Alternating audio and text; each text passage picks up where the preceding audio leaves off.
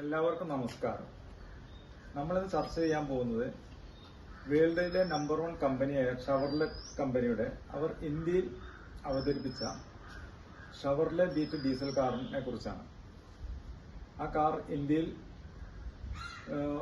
വന്ന ശേഷം ഒരുപാട് പ്രശ്നങ്ങൾ അതിന്റെ ഉപഭോക്താക്കൾക്ക് ഉണ്ടായിട്ടുണ്ട്. ആ പ്രശ്നങ്ങളെ കുറിച്ചുള്ള ഒരു വീഡിയോയിലേക്കാണ് നമ്മൾ പോകുന്നത്. ഈ ഷവർലെ എന്ന ബീറ്റ് കാർ ഒരു കുഞ്ഞൻ ഡീസൽ കാറാണ്. മോർ ഫ്യൂവൽ എഫിഷ്യന്റ് ആയിട്ടുള്ള ഒരു കാറാണ്. എന്നിരുന്നാലും ഇതിന് ഒരുപാട് പ്രശ്നങ്ങൾ ജനങ്ങൾ അഭിമുഖീകരിക്കേണ്ടി വന്നിട്ടുണ്ട്, ഉപഭോക്താക്കൾ അഭിമുഖീകരിക്കേണ്ടി വന്നിട്ടുണ്ട്. ആ പ്രശ്നങ്ങളിലേക്ക് നമുക്ക് കിടക്കാം. ഓക്കെ. ഈ ഷവർലെറ്റ് ബീറ്റിന്റെ എഞ്ചിൻ സ്മാർട്ടെക് എഞ്ചിനാണ്. യഥാർത്ഥത്തിൽ സ്മാർട്ടെക് എഞ്ചിൻ തന്നെയാണ് ഇത്. അതിൽ യാതൊരു മാറ്റമില്ല. അത്രയും ടെക്നോളജി അതിനകത്ത് കൊടുത്തിട്ടുണ്ട്. ഷവർലെറ്റ് കമ്പനി ഇന്ത്യയിൽ ജനറൽ മോട്ടോഴ്സുമായി ചേർന്നാണ് ഈ എഞ്ചിൻ ഇവിടെ അവതരിപ്പിച്ചിരിക്കുന്നത്. ഈ എഞ്ചിൻ പേരിട്ടിരിക്കുന്നവര് എസ്ടെക് 2 എന്നൊരു എഞ്ചിനാണ്. എസ്ടെക് 2 എന്നൊരു എഞ്ചിനാണ് ഈ ഇതിലൂടെ അവതരിപ്പിച്ചിരിക്കുന്നത്. എസ്ടെക് 2 എന്നൊരു എഞ്ചിൻ. അപ്പോൾ ഇതിന് ചില പോരായ്മകളുണ്ട്. ആ പോരായ്മകൾ പരിഹരിക്കാനുള്ള സംവിധാനമാണ് നമ്മളിവിടെ ഇനി അവതരിപ്പിക്കാൻ പോകുന്നത്.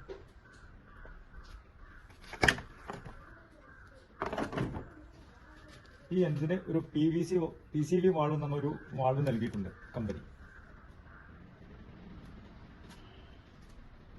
ഇതിനകത്താണ് വാൾവ് ഇരിക്കുന്നത്. PCV valve, positive crank ventilation എന്നാണ് അതിന്റെ പേര്. Positive crank ventilation. ആ വാൾവ് ഇതിനകത്താണ് ഇരിക്കുന്നത്. നോർമലി സാധാരണ ഒരു വർക്ക്ഷോപ്പുകാർക്ക് ഇത് കാണാനോ മറ്റോ നമുക്ക് സാധ്യമല്ല. ഇതിനകത്താണ് അതിരിക്കുന്നത്. അപ്പോൾ സാധാരണക്കാർക്ക് ഈ വാൾവ് കാണാൻ സാധ്യമല്ല. ആയതുകൊണ്ട് നമ്മൾ ഈ വാൾവില് ഓയിൽ ക്ലോട്ടിംഗ് വരുന്ന സമയത്ത് ഒരു 10,000 കിലോമീറ്റർ കൂടുമ്പോൾ ഇതിനകത്ത് ഈ വാൾവ് അടഞ്ഞു പോവുകയും ഇത് ക്ലോട്ട് ആവുകയും അപ്പോൾ ഇതിലൂടെ ഡീകംപ്രഷൻ എയർ വെന്റിലേഷൻ ഇതിലൂടെ പുറത്തു വരുമ്പോൾ ചെയ്യുമ്പോഴാണ് ജനങ്ങൾക്ക് ഏറ്റവും കൂടുതൽ പ്രശ്നങ്ങൾ ഉണ്ടാകുന്നത്. ഈ എയർ വരുന്ന സമയത്ത് നമ്മൾ സാധാരണ പഴയ മോഡൽ കാറുകളിലൊക്കെ നമ്മൾ ചിന്തിക്കുക എന്താണെന്ന് വെച്ച് കഴിഞ്ഞാൽ എഞ്ചിൻ പണിയായി കഴിഞ്ഞാൽ മാത്രമാണ് ഇതിലൂടെ ഫ്യൂംസോ പുകയോ ഓയിലൊക്കെ പുറത്തേക്കില്ല. ഇത് 10,000 കിലോമീറ്ററിനുള്ളിൽ തന്നെ ഇതിനകത്ത് ഈ വെന്റിലേഷൻ അടഞ്ഞു പോവുകയും ഇതിലൂടെ എയർ വരികയും ചെയ്യുമ്പോൾ നോർമൽ വർക്ക്ഷോപ്പുകാർ ഇതിനെ എഞ്ചിൻ പണി എന്ന് മുദ്ര കുത്തി പണിയാറാണ് പതിവ്. ശേഷം വീണ്ടും ഒരു 10,000-12,000 കിലോമീറ്റർ കൂടുമ്പോൾ വീണ്ടും തുടങ്ങും ഇതിലൂടെ. ഇതിന്റെ ഈ പ്രശ്നം എന്താണെന്നുള്ളത് കാലങ്ങളായിട്ട് ആർക്കും അറിയുമായിരുന്നില്ല. കമ്പനിയാണെങ്കിൽ ഇതിനെക്കുറിച്ചുള്ള യാതൊരുവിധ ഇതും പുറത്തു വിട്ടിട്ടുമില്ല, ആർക്കും ഇത് പറഞ്ഞു കൊടുത്തിട്ടില്ല. ഇതിന്റെ പ്രശ്നങ്ങളെക്കുറിച്ചും പറഞ്ഞു കൊടുത്തിട്ടില്ല. അപ്പൊ ഇനി നമ്മളത് ഏതാന്നുള്ളതിനെ കുറിച്ച് നമുക്ക് ഒന്ന് പരിശോധിക്കാം. നമ്മൾ ഉപയോഗിക്കാൻ പോകുന്ന സ്വിഫ്റ്റ് കാറിന്റെ PCV valve, positive crank ventilation എന്ന് പറഞ്ഞ സാധനം. ഇത് സ്വിഫ്റ്റ് കാർ, ഡിസയർ അങ്ങനെ വണ്ടികൾക്കൊക്കെ ഉപയോഗിക്കുന്ന ഒരു യൂണിറ്റാണിത്. ആ യൂണിറ്റ് നമ്മൾ ഇതിന് പകരം ഫിറ്റ് ചെയ്യാൻ പോവാണ്. ആ ഫിറ്റ് ചെയ്ത ശേഷം നമുക്ക് ഫിറ്റ് ചെയ്യുന്നത് എങ്ങനെയാണെന്നുള്ളത് നമുക്ക് പരിശോധിക്കാം. ഫിറ്റ് ചെയ്ത ഒരു വാഹനം നമ്മുടെ കൈവശമുണ്ട്. അപ്പോൾ നമുക്ക് അതിലേക്കൊന്ന് കിടക്കാം. അതിലേക്ക് കിടക്കാം. ഓക്കെ. ഇതാണ് ഈ PCV വാൾവ് എന്ന് പറഞ്ഞ ഉപകരണം. PCV വാൾവ് എന്ന് പറഞ്ഞാൽ പോസിറ്റീവ് ക്രാങ്ക് വെന്റിലേഷൻ സിസ്റ്റത്തിന് ഉപയോഗിക്കുന്ന യൂണിറ്റാണത്. ഈ യൂണിറ്റ് അടഞ്ഞു പോകുമ്പോഴാണ് ഇതിനകത്ത് ഈ വെന്റിലേഷൻ കിട്ടാതെ വരികയും ആ വെന്റിലേഷൻ ഇതിലൂടെ പുറത്തു വരികയും ചെയ്യും. അപ്പോഴാണ് നമ്മളത് എഞ്ചിൻ പണിയായി എന്നുള്ള ആ ഭയം നമ്മളിൽ ജനിക്കുന്നത്. അപ്പോഴാണ് അത് വിഷയമായിട്ട് വരുന്നത്. അപ്പോൾ നോർമൽ ഏത് വർക്ക്ഷോപ്പിൽ കൊണ്ടുവന്നാലും ഇത് വലിച്ചു നോക്കി കഴിഞ്ഞാൽ ഇത് കാണും. പക്ഷേ ഈ സാധനം ഇതിനുള്ളിലുള്ള ഈ സാധനം നമുക്കിത് കാണാൻ കഴിയുന്നില്ല. കാണാൻ കഴിയുന്നതാണ് നമുക്ക് മാറ്റിക്കളയാമായിരുന്നു. കാരണം അപ്പോൾ ഇതിനുള്ളിൽ വരുന്ന കാലം മുതലേ ഈ സാധനം അതിനുള്ളിൽ തന്നെ ഇരിക്കുകയാണ്. അപ്പൊ നമ്മൾ എന്താ ചെയ്യാൻ പോകുന്നത് വെച്ച് കഴിഞ്ഞാൽ ഈ സാധനം നമ്മൾ അഴിച്ചു കളയാൻ പോവാ. ഈ യൂണിറ്റിനെ നമ്മൾ അഴിച്ചു കളയാൻ പോവാണ്. അഴിച്ചു കളഞ്ഞതിന് പകരം നമ്മൾ വേറൊരു സ്വിഫ്റ്റ് VDI, ഡിസയർ, പിന്നെ പല കമ്പനികൾക്കും വരുന്ന ഒരു കാറിന്റെ ഒരു PVC ഫിൽറ്റർ നമ്മൾ ഫിറ്റ് ചെയ്യാൻ പോവാണ്. നമ്മൾ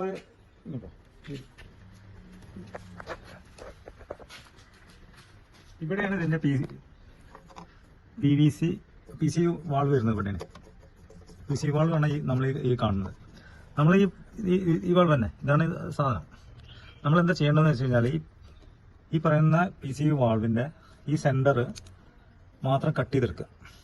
കട്ട് ചെയ്തെടുത്ത ശേഷം നമ്മൾ എന്ത് ചെയ്യണം, ഇത് അഴിച്ച് എടുത്തിട്ട് ഈ പറയുന്ന ഈ സാധനം മാത്രം ഇതുപോലെ ഇതെവിടെ ഇട്ടുണ്ട് കേട്ടോ. ഇതുപോലെ ഈ പീസ് മാത്രം, ഈ പീസ് കട്ട് ചെയ്തിട്ട് ഇതിനകത്ത് ഫിറ്റ് ചെയ്തിട്ട് ഇതേ നട്ടിട്ട് ബോൾട്ടിട്ട് മുറുക്കികളെ ഏകദേശം ഒരു 60 NM ടോർക്ക് വരെ നമുക്ക് ചെയ്യാം. ഇത് ടോർക്കിൽ ഇത് ടൈറ്റ് ചെയ്യാം. അപ്പോൾ നമ്മൾ ഈ സാധനം കട്ട് ചെയ്തിട്ടപ്പോൾ ഇത് നീക്കം ചെയ്തു. ഇതിൻ്റെ സാമ്പിൾ സാധനം കാണിച്ചു തരാൻ വേണ്ടിയിട്ടുള്ള ഒരു യൂണിറ്റാണത്. അപ്പോൾ ഇതിൻ്റെ ഇത് കട്ട് ചെയ്ത ശേഷം കേട്ടോ ഇങ്ങനെയാണ് കട്ട് ചെയ്തെടുത്തിരിക്കുന്നത്. കട്ട് ചെയ്തെടുത്തിട്ട് ഇതിവിടെ ഇട്ടു, ഇട്ട് അത് മുറുക്കി കളഞ്ഞു. അപ്പോൾ അതോട് കൂടിയിട്ട് ഈ സാധനം ഇതിൽ നിന്ന് നീക്കം ചെയ്യപ്പെട്ടു. ഇനി എങ്ങനെയാന്ന് വെച്ച് കഴിഞ്ഞാൽ നമ്മൾ ഈ പ്രവൃത്തി ചെയ്യുമ്പോൾ ഇതിന്റെ അടിഭാഗത്തുള്ള ക്രാങ്ക് ലോക്ക് ചെയ്യണം. അതുപോലെ തന്നെ ക്യാം ഷാഫ്റ്റ് ഇങ്ങനത്തെ ഒരു യൂണിറ്റ് ഉപയോഗിച്ചിട്ട് ലോക്ക് ചെയ്യണം. അയക്കുന്നതിന് മുന്നേ തന്നെ ക്രാങ്ക് ഇതിന്റെ അടിഭാഗത്ത് ക്രാങ്കിന്റെ അതിനെക്കുറിച്ച് അറിയുന്ന ചില ആളുകൾ കാണുന്നുണ്ടെങ്കിൽ മനസ്സിലാവും. ഇതിന്റെ അടിഭാഗത്ത് ക്രാങ്ക് ഉണ്ട്.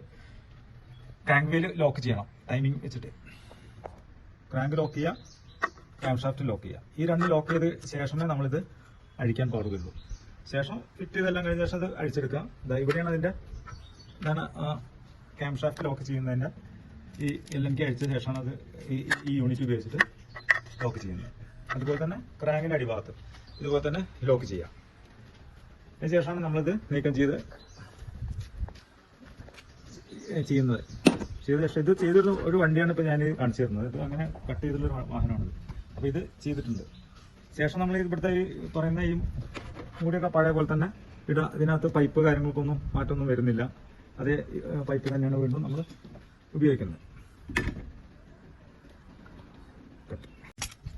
നമ്മളിത് ഇങ്ങനെ ഇവിടെ ഒരു ക്ലാമ്പ് ഉണ്ടാക്കിയ ശേഷം ഇതിൽ ഇങ്ങനെ പിടിപ്പിച്ച ശേഷം ഇതിൽ നിന്ന് വരുന്ന പൈപ്പ് നമ്മൾ ഇതിനകത്ത് കണക്ട് ചെയ്യും. പിന്നെ വേസ്റ്റായിട്ട് വരുന്ന പുകയിലൂടെ കൂടെ വരുന്ന ഓയിലിനെ നമ്മൾ ഈ ടർബോയിലൂടെ ഇതിനകത്തേക്ക് തന്നെ വിടുകയാണ്. ടർബോയിന്റെ വേസ്റ്റ് ഓയിലിലേക്ക് തന്നെ നമ്മളിത് വീണ്ടും ടർബോ ഡിസ്ചാർജ് ഓയിലിന്റെ ഒരു വെന്റ് ഇവിടെ ഉണ്ട്. അതിന് കട്ട് ചെയ്തിട്ട് നമ്മൾ ഇതിനകത്ത് വിടുന്നു. അപ്പോൾ ഇത് ഫിറ്റ് ചെയ്ത് തന്നെ കാണിച്ചു തരാം.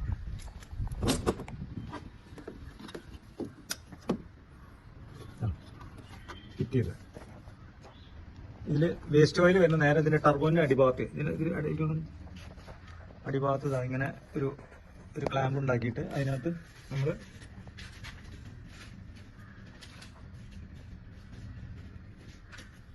ഇങ്ങനെ ഒരു യൂണിറ്റ് ഉണ്ടാക്കിയ ശേഷം ഈ ടർബോണിന്റെ അടിയിലേക്ക് ടർബോയിൻ ഡിസ്ചാർജ് ഓയിൽ പുറത്തു പോകുന്ന അതിനിടയിൽ നമ്മളിത് കൊടുക്കുന്നു. ശേഷം ഇതിലെ ഓയിൽ ഇതിനകത്ത് കൊടുക്കുകയാണ് ചെയ്യുന്നത്.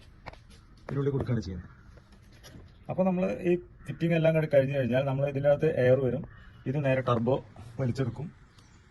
പിന്നീട് പ്രശ്നങ്ങളൊന്നും ഇല്ലാണ്ട് ഇത് ഈ PVC വാൾവ് കറക്റ്റായിട്ട് വർക്ക് ചെയ്യാൻ തുടങ്ങും. അതാണ് ഈ ഫസ്റ്റ് ഡ്രോബാക്ക്. ഇതിനകത്ത് വന്നിരുന്ന ഡ്രോബാക്ക് ഉണ്ടായിരുന്നതിനെ പരിഹരിക്കുന്നത് അങ്ങനെയാണ്. ഫസ്റ്റ് ഒരു ഡ്രോബാക്കാണ് ഇപ്പോൾ പരിഹരിക്കപ്പെട്ടത്. നമ്മളിതിൽ യാതൊരുവിധ ആൾട്രേഷനോ കാര്യങ്ങളോ ഒന്നും ചെയ്യുന്നില്ല. നമ്മളെ നിലവിലുള്ളതിന് നമ്മളെ ഏറെ സുഗമമായിട്ട് പുറത്തു പോകാനുള്ള ഒരു സംവിധാനം നമ്മൾ ഇതിൽ ചെയ്യാൻ മാത്രമാണ് ചെയ്തിരിക്കുന്നത്. ഇപ്പോൾ വണ്ടി സ്റ്റാർട്ട് ചെയ്ത ശേഷം സൗണ്ട് കാര്യങ്ങളൊന്നും യാതൊരു മാറ്റങ്ങളൊന്നുമില്ല. പഴയ പോലെ തന്നെ നമ്മളതിനെ ഒന്നും ചെയ്തിട്ടില്ല. ഇതിനകത്ത് പുകയോ കാര്യങ്ങളൊന്നും വരില്ല. പ്രഷറോ പുകയോ ഒന്നും വരില്ല.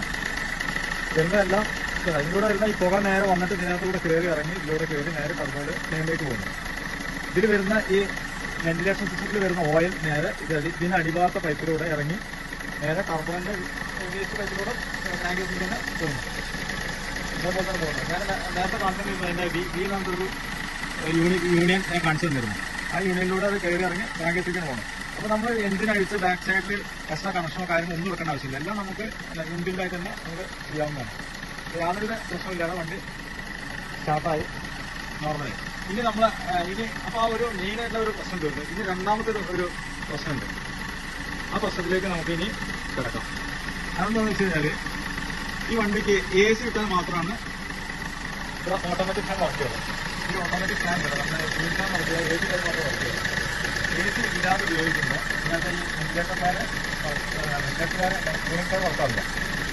ഇനി അതാണ് നമ്മൾ ഇനി അടുത്ത സ്റ്റേജിൽ ശരിയാക്കാൻ പോകുന്നത്. അതാണ് ഞാൻ അടുത്ത വീഡിയോയിൽ ശരിയാക്കാൻ പോകുന്നത്. ഇനി ഷവർലെറ്റ് ബീറ്റിന്റെ നമ്മൾ ആദ്യത്തെ പ്രശ്നങ്ങൾ പറഞ്ഞു, നമ്മളെല്ലാം അത് തീരുമാനമായി റെഡിയായി. ഇനി രണ്ടാമത്തെ പ്രശ്നം എന്താ വെച്ച് കഴിഞ്ഞാൽ, ഇതിൽ ഈ വാഹനത്തിന് AC ഇട്ടാൽ മാത്രമാണ് ഈ ഓട്ടോമാറ്റിക് ഫാൻ വർക്ക് ചെയ്യുള്ളൂ.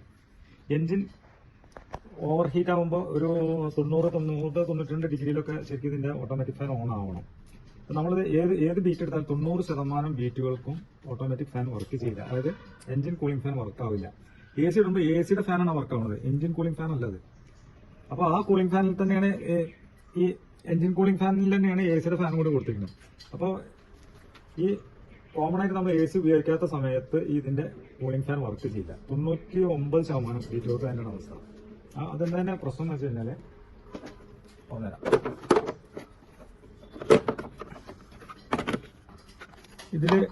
ഇതാണ് ഇതിന്റെ ബോർഡ്, മറ്റേ ഫ്യൂസ് ബോർഡ് ആണ് ഈ കാണുന്നത്. ഇതിനകത്ത് ഒരു സർക്യൂട്ട് ബോർഡും കൂടി വരുന്നുണ്ട്. ഈ സർക്യൂട്ട് ബോർഡിൽ ഇതാണ് ഓട്ടോമാറ്റിക് ഫാനിന്റെ AC ഓട്ടോമാറ്റിക് ഫാനിന്റെ റിലേ വരുന്ന വലിയൊരു റിലേ കൊടുത്തിരിക്കുന്നത്. ഈ ഒരു റിലേയിലൂടെയാണ് ഇത് വർക്ക് ആവുന്നത്. ഈ റിലേനെ കൺട്രോൾ ചെയ്യുന്ന ഒരു ബോർഡ് ഇതിന്റെ അടിഭാഗത്തുണ്ട്, അത് കാണിച്ചു. ഈ വണ്ടി ഫിറ്റ് ചെയ്ത പോലെ ഒരു ഫാൻ ഇതിന്റെ ഫ്രണ്ട് റേഡിയേറ്ററിന്റെ മുമ്പിൽ പിടിപ്പിക്കാം, എക്സ്ട്രാ ഫാൻ. അതിനുശേഷം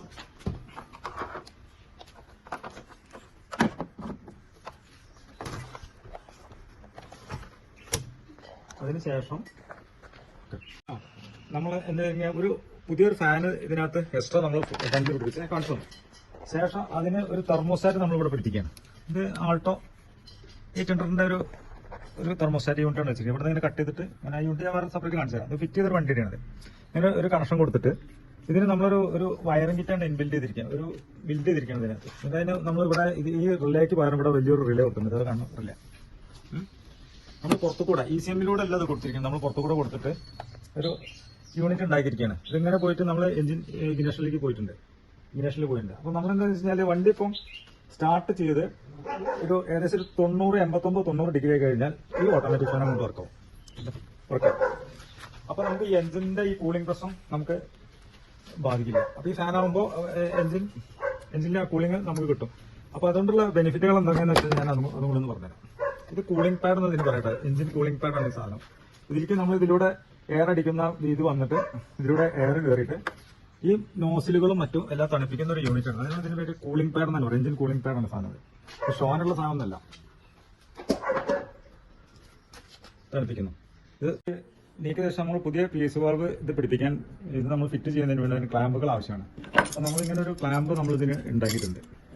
ഈ വാൾവ് പിടിപ്പിക്കാൻ വേണ്ടി ഇങ്ങനെ ഒരു ക്ലാമ്പ് ഉണ്ടാക്കിയിട്ടുണ്ട്. കണ്ടോ, ഇങ്ങനെ ഒരു ക്ലാമ്പ് ഉണ്ടാക്കിയ ശേഷം ഇത് നമ്മൾ ബോഡിയിൽ പിടിപ്പിക്കുകയാണ് ചെയ്യുന്നത്. പിടിപ്പിച്ച ശേഷം വരുന്ന ഇതിന്റെ ടർബോയിലേക്ക് പോകുന്ന പൈപ്പുകൾ ചെറിയ വ്യത്യാസങ്ങളുണ്ട്. നമ്മൾ ആൾട്രേഷൻ ചെയ്യുന്നില്ല, നമ്മൾ അഡീഷണൽ ആയിട്ടൊന്നും ചെയ്യുന്നില്ല. ഇത് അഡീഷണൽ ചെയ്യില്ല എന്നല്ല പറഞ്ഞത്. അത് ഉള്ള പൈപ്പിനൊന്നും നമ്മളൊന്നും ചെയ്യാതെ തന്നെ നമ്മൾ ഇങ്ങനത്തെ 2 പൈപ്പുകൾ നമ്മൾ അഡീഷണൽ നമ്മൾ ഇത് കൊടുക്കുന്നു. ഇതിൽ എഞ്ചിൻ PVCയിൽ വരുന്ന ഓയിലും അതിനോടനുബന്ധിച്ച് വരുന്ന ആ വെന്റിലേഷൻ പുകയും ഇതിനകത്ത് വരുമ്പോൾ ഇപ്പോൾ വന്ന ശേഷം ഓയിൽ നേരെ ഇതിലൂടെ ഇങ്ങനെ ഇറങ്ങി വന്നിട്ട് നമ്മളിത് കൊടുക്കുന്നത് നമ്മൾ ടർബോ ലൈൻ വരുന്നുണ്ട്, കാണിച്ചു തരാം. നമ്മളത് എല്ലാം ഫിറ്റ് ചെയ്ത ശേഷം ആദ്യത്തെ ഏറ്റവും ഇമ്പോർട്ടൻ്റ് ആയിട്ടുള്ള പ്രശ്നം നമ്മൾ പരിഹരിച്ചു. അതായത് ഇതിലൂടെ വരുന്ന ഓയിൽ വരുന്ന പ്രശ്നം, ഡീകംപ്രഷൻ വരുന്ന പ്രശ്നമൊക്കെ എല്ലാം പരിഹരിച്ചു. ഇതിലൂടെ ഇങ്ങനെ PVC ഫിൽറ്ററിന് പകരമുള്ള ഇത് കൂടെ വന്നു. ഈ PVC ഫിൽറ്ററിൽ കയറി അതിലൂടെ നേരെ ഇങ്ങനെ വന്നിട്ട് ടർബോയിലേക്ക് പോയി, അങ്ങനെ ടർബോയിലൂടെ പോയിട്ട് അങ്ങനെ കത്തിപ്പോന്നു അവന് അവിടെ. പിന്നെ വേസ്റ്റ് ഓയിൽ ഇതിലൂടെ PVC ഫിൽറ്ററിൽ വരുന്ന ആ ഓയിൽ കണ്ടന്റ് നേരെ ഇതിന്റെ അടിഭാഗത്ത് കൂടെ ഇറങ്ങിപ്പോയി ഇതിലൂടെ പോയിട്ട് ടർബോന്റെ വേസ്റ്റ് ഓയിലിൽ കൂടെ ഇറങ്ങി ക്രാങ്കേഴ്സിലെത്തും. അപ്പോൾ ഈ സർക്യൂട്ട് കംപ്ലീറ്റ് ആയി. അങ്ങനെ ഇവിടെ ഒരു ക്ലാമ്പ് കൊടുത്തിട്ടുണ്ട്. ഇവിടെ ക്ലാമ്പ് കൊടുത്ത് മാത്രമേ ഉള്ളൂ. ഇവിടെ ഒരു ക്ലാമ്പ് എക്സ്ട്രാ കൊടുത്തു, അതിന്റെ മുകളിൽ നിന്നിട്ട് വർക്ക് ചെയ്യുന്നു, അത്രമാത്രം. ഇനി നമുക്കതൊന്ന് ജസ്റ്റ് ഒന്ന് സ്റ്റാർട്ട് ചെയ്ത് നോക്കാം. അതേ ബോർഡ് തന്നെയാണ് നമ്മളിവിടെ വേറൊരു ബോർഡ്, 1-2 ബോർഡ് നമ്മുടെ കയ്യിലുണ്ട്. അതിലൊരു ബോർഡ് നമുക്ക് പരിചയപ്പെടുത്താം. ഇതാണ് ആ ബോർഡ്. ഇതിലൂടെയാണ് നമ്മളെ ECMലേക്ക് ഇതിലേക്കൊക്കെ എഞ്ചിൻ കൺട്രോൾ ബോർഡുകളിലേക്കൊക്കെ കണക്ഷൻ പോകുന്നത് ഇതിലൂടെയാണ്. ഇതാണ് നമ്മളെ ബോർഡ്. ഇതാണ് നമ്മളെ AC കൂളിംഗ് ഫാനിന്റെ റിലേ, എഞ്ചിൻ കൂളിംഗ് ഫാനിന്റെ റിലേ. പക്ഷെ സിഗ്നൽ ഇതിലേക്ക് എഞ്ചിൻ കൂളിംഗ് ഫാനിന്റെ സിഗ്നൽ ഇതിന് കിട്ടുന്നില്ല. അതിന് കാരണം എന്താണെന്ന് വെച്ച് കഴിഞ്ഞാൽ ഇതാണ് നമ്മൾ ഈ ബോർഡിന് അഴിച്ചാൽ വരുന്ന ഒരു സർക്യൂട്ട് ബോർഡാണിത്. ഇതിന്റെ മുകളിൽ ഇങ്ങനെ വരുമ്പോഴാണ് നമ്മളിപ്പോൾ ഈ ബോർഡായിട്ട് വരുന്നത്. മനസ്സിലാവുണ്ടോ? ഇങ്ങനെ വരണം. അപ്പോൾ ഈ ബോർഡിൽ ഈ എഞ്ചിൻ കൂളിംഗ് ഫാനിലേക്ക് വരുന്ന ഒരു റിലേ ഇതിനകത്ത് വരുന്നുണ്ട്. ഇതാണ് ആ റിലേ. ഈ റിലേയാണ് ഒരു കൊച്ചു റിലേയാണ് അവർ ഇതിനകത്ത് സിഗ്നൽ പാസ് ചെയ്യാൻ വേണ്ടി കൊടുത്തിരിക്കുന്നത്. ഇതിന്റെ കംപ്ലൈന്റ് കൊണ്ടാണ് ഈ സാധനം. പക്ഷെ നമ്മളിത് എത്ര മാറ്റി വെച്ചാൽ ഈ സാധനം ഇത് ശരിയാവില്ല. നമ്മൾ വേറെ ഇങ്ങനത്തെ ഒരു ബോർഡ് ഒരു 5500 രൂപ കൊടുത്തു കഴിഞ്ഞാൽ ഇങ്ങനത്തെ ബോർഡ് വാങ്ങിക്കാൻ കിട്ടും. ഈ ബോർഡ് വാങ്ങിക്കാൻ കിട്ടും. ഈ ബോർഡ് വാങ്ങിച്ചു കിട്ടാൽ തന്നെ ഒരു 3 മാസം കഴിഞ്ഞാൽ അപ്പോൾ വീണ്ടും ഇത് കട്ടാവും. അതാണ് ഈ ബോർഡിന്റെ ഒരു കുഴപ്പം. ഇത് സർക്യൂട്ട് ബോർഡാണിത്. ഇതിൽ SMD റെസിസ്റ്റർ അങ്ങനത്തെ കാര്യങ്ങളൊക്കെ ഇതിനകത്ത് അവിടെ ഇവിടെ വരുന്നുണ്ട്. SMD റെസിസ്റ്റർ ഒക്കെ വരുന്നുണ്ട്. ഇതിന്റെ പ്രശ്നം ഇങ്ങനത്തെ റിലേകളാണ് ഇതിനെ കൺട്രോൾ ചെയ്യുന്നത്. ഒരു കൊച്ചു റിലേ. ഈ കൊച്ചു റിലേയിൽ നിന്നാണ് ഈ വലിയ റിലേയിലേക്ക് കൺവേർഷൻ വരുന്നത്. എന്നിട്ടാണ് ഇത് വർക്കാവുക. അപ്പോൾ നമ്മളിത് എത്ര മാറ്റിയിട്ട് കഴിഞ്ഞാലും ഈ സാധനം വീണ്ടും എഞ്ചിൻ കൂളിംഗ് ഫാൻ വർക്കാവില്ല. അതായത് ഈ റിലേകൾ വീണ്ടും വീണ്ടും നശിച്ചു പോവാണ്. അതാണിത് വർക്കാവാത്തത്. ഈ 40 ആംപിയറോളം വരുന്ന ഈ ഫാൻ വർക്ക് ചെയ്യുമ്പോൾ അതിനെ കൺട്രോൾ ചെയ്യാൻ പറ്റുന്നില്ല എന്നാണ് ഞാൻ അനുമാനിക്കുന്നത്. അപ്പോൾ ഇത് അടിച്ചു പോകുമ്പോഴാണ് നമുക്ക് എഞ്ചിൻ കൂളിംഗ് ഫാൻ വർക്ക് ചെയ്യാത്തത്. അത് നമ്മൾ AC ക്ക് യാതൊരു കുഴപ്പമില്ല. AC കറക്റ്റ് ചെയ്ത് റിലേ വർക്ക് ചെയ്തിട്ട് വർക്ക് ആവുന്നതുകൊണ്ട് ഈ കൂളിംഗ് ഫാൻ മാത്രമാണ്. അപ്പോൾ അതിനെന്താ ഒറ്റ വഴി ഇനി ഞാൻ കണ്ടെത്തിയിട്ടുള്ള ഏക ഒരു വഴി എന്താണെന്ന് വെച്ച് കഴിഞ്ഞാൽ നമ്മൾ ഇതിൽ ഉപയോഗിക്കുന്ന ഫാനാണ്. ഈ ഫാനാണ് നമ്മളിത് ഉപയോഗിക്കുന്നത്. 40 ആംപിയറിന്റെ റേഡിയേറ്റർ ഫാൻ. ഇത് നമ്മൾ പുറത്തുനിന്ന് വാങ്ങിച്ചിട്ട് ഈ സാധനമാണ് നമ്മൾ ഇതിനകത്ത് സെറ്റ് ചെയ്യുന്നത്. ഈ ഫാൻ വാങ്ങിച്ച് സെറ്റ് ചെയ്യണം. ഇത് നമ്മൾ തെർമോസ്റ്റാറ്റ് പൈപ്പ് കട്ട് ചെയ്തിട്ട് തെർമോസ്റ്റാറ്റിന് വേണ്ടിയിട്ട് ഉപയോഗിക്കുന്ന യൂണിറ്റാണത്. ഇതാണ് ഇതിന്റെ വയറിംഗ് കിറ്റ്. ഇതിൽ നമ്മൾ ബിഗ് റിലേ കൊടുത്തിട്ടുണ്ട്. ഇത് ഡെമോൺസ്ട്രേഷൻ കാണിച്ചു തരുന്ന ഒരു സാധനമാണ് കേട്ടോ. താൽക്കാലികമായിട്ട് ടെമ്പററി നമ്മളിത് കാണിച്ചു തരും. ഇതുപോലെ ഒരു വയറിംഗ് കിറ്റ് ഉണ്ടാക്കി അതിനകത്ത് ഫീസ് വരുന്നുണ്ട്. എന്തെങ്കിലും ഷോർട്ട് ആക്കി കഴിഞ്ഞാൽ കട്ടായിക്കും. ഇത് നമ്മൾ ഇതിൽ ചെയ്ത പോലെ ഇൻസ്റ്റാൾ ചെയ്തിട്ട് നേരെ ഉള്ളിൽ പോയിട്ട് ഇഗ്നേഷനിലേക്ക് കയറി പോകും. ഇഗ്നേഷനിലേക്ക് പോയിട്ട് അവിടെ അത് അവസാനിക്കും. അതിൻ്റെ ഒരു കിറ്റാണിത്. ഇത് ഡെമോൺസ്ട്രേഷനിൽ കാണിച്ചു തരാട്ടോ. ഇതാണ് ഉപയോഗിക്കുന്നത്. നമ്മൾ ടെമ്പററി ആയിട്ട് യൂസ് ചെയ്ത് കാണിച്ചു കൊടുക്കുന്ന ഒരു സാധനങ്ങൾ. അപ്പോൾ നമ്മൾ ഈ ഫാനിന്റെ ഈ ഘടകങ്ങളെല്ലാം കാണിച്ചു തന്നു. റിലേ, വയറിംഗ് കിറ്റ്, ഇത് നമ്മളിതിന് ഇൻസ്റ്റാൾ ചെയ്ത വണ്ടി തന്നെയാണിത്. ഇത് ഇൻസ്റ്റാൾ ചെയ്ത് ഓടിക്കൊണ്ടിരിക്കുന്ന ഒരു വണ്ടിയാണ്. അപ്പോൾ ഈ കൂളിംഗ് ഫാന് ഇല്ലാതെ ഓടിക്കഴിഞ്ഞാൽ ഉണ്ടാകുന്ന ഡ്രോബാക്സും കൂടി ഒന്ന് പറഞ്ഞുതരാം. ഇതാണ് ഇതിന്റെ പമ്പ്. ഇത് പമ്പ് വരുന്നുണ്ട്. Engine fuel pump. ഇതാണ് ഫ്യൂൽ പമ്പ്. ഇനി നമുക്ക് ഇതിന്റെ പാരലായിട്ടുള്ള ഒരു പമ്പിലേക്ക് നമുക്ക് അങ്ങോട്ട് പോകാം. ഇതാണ് ഇതിന്റെ ഫ്യൂൽ പമ്പ്. നമ്മളിത് എഞ്ചിൻ ഓവർ ഹീറ്റ് ആയി കഴിഞ്ഞാൽ സംഭവിക്കുന്നത് എന്താണെന്ന് വെച്ച് കഴിഞ്ഞാൽ, ഓവർ ഹീറ്റ് ആയി കഴിഞ്ഞാൽ ഈ പമ്പിനകത്തുള്ള ഇതൊക്കെ 100 ഡിഗ്രിയിൽ ഓവർ ഹീറ്റ് ആയി കഴിഞ്ഞാൽ നമ്മൾ എഞ്ചിൻ ഹീറ്റ് ആവുമല്ലോ ഈ റേഡിയേറ്റർ ഫാൻ ഇല്ലാതെ പോകും. ഇതിനകത്ത് ഇതുപോലുള്ള ഓവറിങ്ങൾ വരുന്നുണ്ട്. ഇതൊക്കെ ഇതിനുള്ളിൽ വരുന്ന ഓവറിങ്ങൾ ഒക്കെ നാശമായി പോയിട്ടില്ല. ഇത്തരം ഓവറിങ്ങളെല്ലാം അതിന്റെ ഇലാസ്റ്റിസിറ്റി നഷ്ടപ്പെട്ട് ഹാർഡായി മാറും. ഈ സാധനം ഇതൊക്കെ ഹാർഡായുള്ള ഉൽപ്പന്നങ്ങളാണ് ഈ കാണുന്നത്. ഇത് ഹാർഡായി മാറുമ്പോൾ എന്ത് ചെയ്യും? ഇതിന്റെ പമ്പിന്റെ പ്രവർത്തനം നഷ്ടപ്പെടും. അതാണ് ഈ വണ്ടിക്ക് ഏറ്റവും കൂടുതൽ പമ്പ് കംപ്ലൈന്റ് എന്ന് പറയുന്നത്. യഥാർത്ഥത്തിൽ ഇതിന്റെ പോകുന്ന സാധനങ്ങൾ ഈ വാഷറുകളാണ്. ഇത് ഈ കാണുന്ന ചെറിയ വാഷർ ഒരു കിറ്റ് മാറ്റിയാണ് ഇതിന്റെ പമ്പാണ്. നമ്മുടെ ഡെമോയിലുള്ള ഒരു പമ്പാണ് മാറ്റിയതാണ്. ഇത് വർക്കിംഗ് ഒരു പമ്പാണ്. അതുപോലെ തന്നെ ഇതിന്റെ ക്യാം ഷാഫ്റ്റിൽ വരുന്ന ക്യാം ഷാഫ്റ്റ് സെൻസർ ആണ് ഇത് ചെയ്തിട്ടുള്ളതാണ്. സെക്ഷൻ ചെയ്തിട്ടുള്ളത് നമ്മുടെ അടുത്ത് വേറുണ്ട്. ഞാനിപ്പോൾ അത് എടുക്കാൻ സമയമില്ലാത്തതുകൊണ്ട് കാണിക്കുന്നില്ല. ഇതിനുള്ള ഇലക്ട്രോണിക് ബോർഡാണ്. ആ ബോർഡ് നാശമാകുമ്പോഴാണ് ക്യാം ഷാഫ്റ്റ് സെൻസർ കംപ്ലൈന്റ് വരുന്നത്. അപ്പോൾ ഇതൊക്കെ ടെമ്പറേച്ചർ കൂടുമ്പോഴാണ് ഈ സാധനങ്ങളൊക്കെ നാശമായി പോവുക. ഇത് നമുക്ക് വിപണിയിൽ നമുക്ക് കിട്ടും. അത് ബീറ്റ് ഡീസലിന്റെ മാത്രമല്ല, ഇത് വരുന്നുണ്ട്.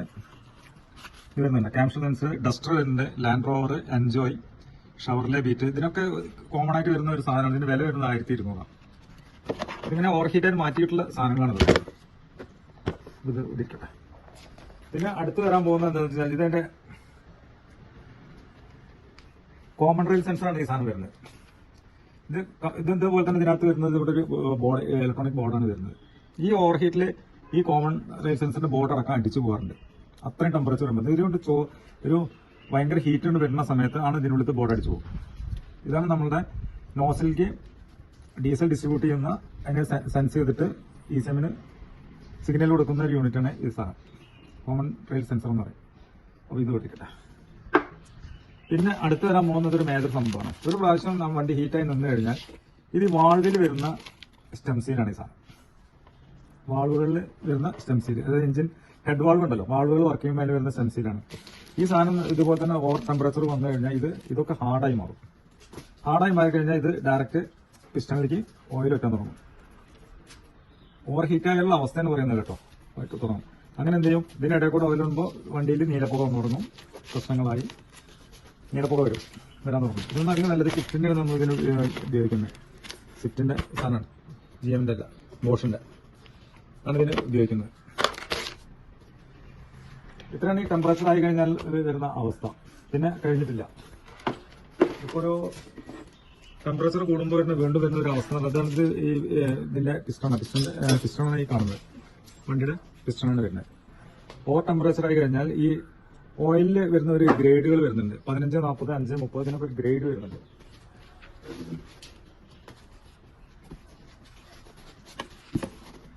എന്താ API CH4 എന്നൊരു ഗ്രേഡ് ഇതിനകത്ത് ഈ ഓയിലിനെ മറ്റേ ലൂബ് നിലനിർത്താൻ വേണ്ടി ഉപയോഗിക്കുന്ന ഒരു ഗ്രേഡാണ് API CH4 നമ്മുടെ ഒരു ഗ്രേഡാണത്.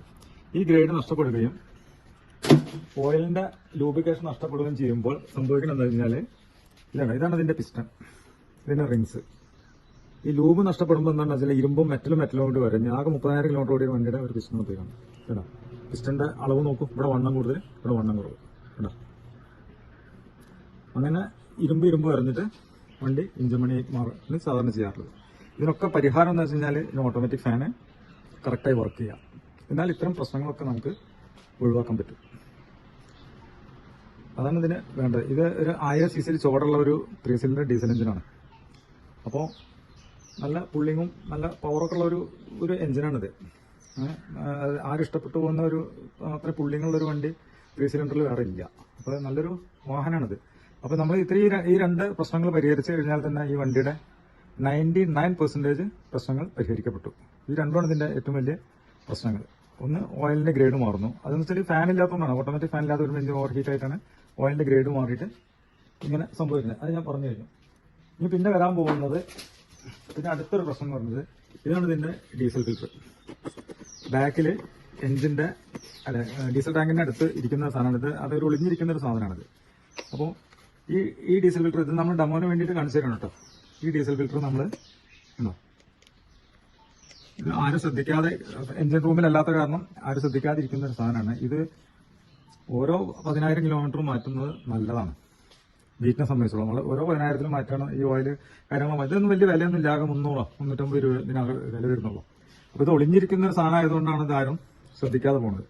അപ്പോൾ ഇതിങ്ങനെ അഴിച്ചെടുക്കുക. ഇത് ഇങ്ങനെ ഒരു യൂണിറ്റ് ആണ്.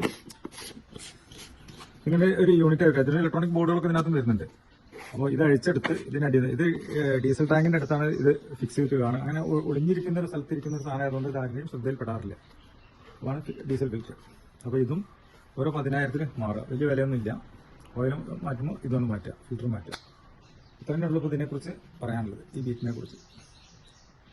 ഇതാണ് ഈ ഷവർലെറ്റ് ബീറ്റിന്റെ ഹീറ്റർ പ്ലഗ് കൺട്രോൾ മൊഡ്യൂൾ എന്ന് പറഞ്ഞ യൂണിറ്റ്. ഇതിനൊരു പ്രത്യേകത ഉണ്ട്. എന്താ സംഭവം എന്ന് വെച്ച് കഴിഞ്ഞാൽ ഇതിൽ വരുന്ന ഹീറ്റർ പ്ലഗ് വരുന്നുണ്ടല്ലോ, ഇതാണ് ഹീറ്റർ പ്ലഗ് വരുന്നത്. ഈ ഹീറ്റർ പ്ലഗിലേക്ക് നമ്മൾ വണ്ടി ഒരു ടെമ്പറേച്ചർ ആയി കഴിഞ്ഞാൽ പിന്നെ ഈ ഹീറ്റർ പ്ലഗ് വർക്ക് ചെയ്യില്ല. അതിനെ കൺട്രോൾ ചെയ്യുന്ന ഒരു യൂണിറ്റാണിത്. അപ്പോൾ നമ്മൾ ഇതിന്റെ ഡ്രോബാക്ക് എന്താണെന്ന് വെച്ച് കഴിഞ്ഞാൽ, ഡ്രോബാക്ക് ഇതിന് യാതൊരു കുഴപ്പമില്ല. എന്താണെന്ന് വെച്ച് കഴിഞ്ഞാൽ ഈ സാധനം നമ്മൾ ഈ വണ്ടി വല്ല സ്റ്റാർട്ടിംഗ് ട്രബിളോ കാര്യങ്ങളോ വരുമ്പോൾ അവരാദ്യം ഈ സാധനത്തിന്റെ ഹീറ്റർ പ്ലഗ് വർക്ക് ചെയ്യുന്നു. ഈ വണ്ടി ചൂടായി നിൽക്കുന്ന സമയത്ത് ഇത് വർക്ക് ചെയ്യുന്നുണ്ടോ നോക്കും. അപ്പോൾ ഈ വണ്ടി ചൂടായിരിക്കുന്ന സമയത്ത് ഒരിക്കലും ഈ യൂണിറ്റ് വർക്ക് ചെയ്യില്ല. ഈ ഓഫ്ലൈനിലായിരിക്കും ഈ സാധനം കിടക്കുക. അപ്പോൾ നമ്മൾ എന്ത് ചെയ്യും, ഇത് കംപ്ലൈന്റ് ആണെന്ന് പറഞ്ഞിട്ട് ഈ യൂണിറ്റിനെ മാറ്റി. ഇതിന് അത്യാവശ്യം വിലയുണ്ട് ഈ സാധനത്തിന്. ഡൽഹി സാധനത്തിന് എത്ര 4,000 രൂപ വരുന്നുണ്ട്. കൂടുതൽ അത്ര കൂടുതലുണ്ടാവും വിചാരിക്കണം. ഡൽഹി സാധനത്തിനുണ്ട് 4,000 രൂപ, 3,800, 4,000 രൂപ വിലയുണ്ട്. അപ്പോൾ എന്നിട്ടും ചൂടുള്ള സമയത്ത് നമ്മൾ വീണ്ടും കണക്ട് ചെയ്ത് കഴിഞ്ഞാൽ അവസ്ഥ തന്നെയാണ്, ഹീറ്റർ പ്ലഗ് വർക്കില്ല. അപ്പോൾ നമ്മൾ ECM കംപ്ലൈന്റ്, അത് കംപ്ലൈന്റ്, ഇത് കംപ്ലൈന്റ് എന്ന് പറഞ്ഞ് ഓരോരോ ആശങ്കയിൽ വരും. അപ്പോൾ ഈ സ്മാർട്ടൊക്കെ എഞ്ചിൻ എന്ന് പറയാൻ തന്നെ കാരണം എന്ന് വെച്ചാൽ ഇത് സ്മാർട്ട് തന്നെയാണ്. കാരണം ഇത് ഹീറ്റായി കഴിഞ്ഞാൽ ഇത് ഒരു ടെമ്പറേച്ചർ ഒരു പ്രാവശ്യം ഹീറ്റായി സമയത്ത് ഇതിന്റെ പ്രവർത്തനം ഉണ്ടാവില്ല. ഞാൻ മറ്റു വാഹനങ്ങളൊക്കെ ഞാൻ ചെക്ക് ചെയ്ത് നോക്കുമ്പോൾ ഇത് എല്ലാ സമയത്തും എന്റെ ഹീറ്റർ പ്ലഗ് വർക്ക് ചെയ്യാനായിട്ട് എന്റെ അറിവിൽ പെട്ടിട്ടാണ്. ഞാൻ 2-3 വണ്ടികൾ നോക്കിയപ്പോൾ ഈ ബീറ്റല്ല കേട്ടോ, മറ്റേ സുസുക്കിയുടെ വണ്ടികളിലൊക്കെ ഇത് എല്ലാ സമയത്തും വർക്ക് ചെയ്യുന്ന, എല്ലാ സമയമല്ല, എഞ്ചിൻ സ്റ്റാർട്ട് ചെയ്യുന്ന സമയത്തൊക്കെ വർക്ക് ചെയ്യുന്നത് കണ്ടിട്ടുണ്ട്. ഈ വണ്ടിക്ക് ഇത് ആ ഒരു 1 ടൈം തന്നെ വർക്ക് ചെയ്യും. വണ്ടി ഹീറ്റായി കഴിഞ്ഞാൽ പിന്നെ ഈ സാധനം ഹീറ്റർ പ്ലഗിന്റെ ഉപയോഗമില്ല. അതും കൂടി ഞാൻ ഈ വീഡിയോയിൽ പറയുന്നുണ്ട്. ഓക്കെ, നമ്മളെ ബീറ്റിനെ കുറിച്ച്, ഡീസൽ ബീറ്റിനെ കുറിച്ച് ചർച്ച ചെയ്യുകയും അതിന്റെ ഡ്രോബാക്സ് കണ്ടെത്തുകയും ആ ഡ്രോബാക്സ് പരിഹരിക്കുകയും ചെയ്തിട്ടുണ്ട്. ഇനി നമ്മുടെ ഈ ബീറ്റ് വാഹനം പഴയ പോലെ തന്നെ നമ്മളിപ്പോ മുന്നേ ഉപയോഗിച്ചിരുന്ന മാരുതി 800 ഒരു നോ പ്രോബ്ലം വണ്ടിയാണല്ലോ 800 ആൾട്ടോ എന്നുള്ളത്. അതുപോലെ നമുക്കിത് ഉപയോഗിക്കാം, പ്രശ്നങ്ങളൊന്നും വരാൻ പോകുന്നില്ല. ആ പ്രശ്നങ്ങളെല്ലാം പരിഹരിച്ചു കഴിഞ്ഞു. അപ്പൊ അതുകൊണ്ട് ഇനി നിങ്ങളുടെ വിലയേറിയ അഭിപ്രായങ്ങൾ കമന്റ് ബോക്സിൽ രേഖപ്പെടുത്തുക. എന്റെ ചാനൽ സബ്സ്ക്രൈബ് ചെയ്യുക, സുഹൃത്തുക്കൾക്ക് അയച്ചു കൊടുക്കുക. അപ്പോൾ അടുത്തൊരു വീഡിയോയുമായിട്ട് നമുക്ക് വീണ്ടും കാണാം. Good bye.